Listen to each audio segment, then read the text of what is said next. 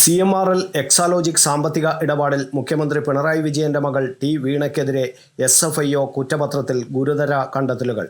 തട്ടിപ്പിൽ വീണ പ്രധാന പങ്കുവഹിച്ചുവെന്നാണ് കുറ്റപത്രത്തിൽ പറയുന്നത്. CMRL MD ശശിധരൻ കർത്തയുടെ അറിവോടെയാണ് തട്ടിപ്പ് നടന്നത്.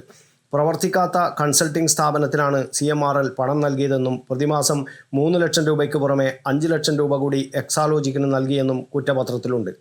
എക്സാലോജിക്കിന് CMRL പ്രതിമാസം 3 ലക്ഷം രൂപ നൽകിയിരുന്നു.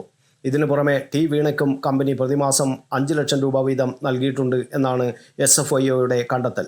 CMRL എക്സാലോജിക് കേസിൽ CBI അന്വേഷണം ആവശ്യപ്പെട്ടുള്ള ഹർജിയിൽ മുഖ്യമന്ത്രി പിണറായി വിജയനും മകൾ വീണ വിജയനും കഴിഞ്ഞ ദിവസം ഹൈക്കോടതി നോട്ടീസ് അയച്ചിരുന്നു.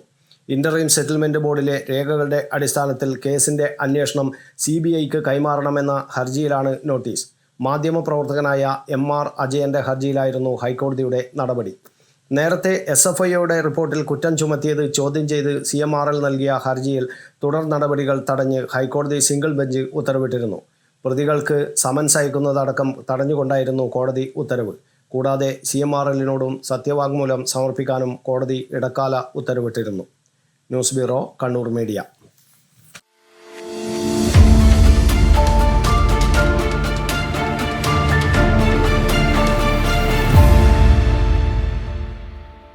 ശരി, പറയും എന്തെങ്ങനെ പ്ലാൻ? കിച്ചൺ വർക്സും ഇന്റീരിയർ വർക്സും നമുക്ക് നല്ലൊരു ടീമിനെ ഏൽപ്പിക്കണം. പിന്നെ ഫർണിച്ചർ സുനിതയിൽ എടുക്കാം.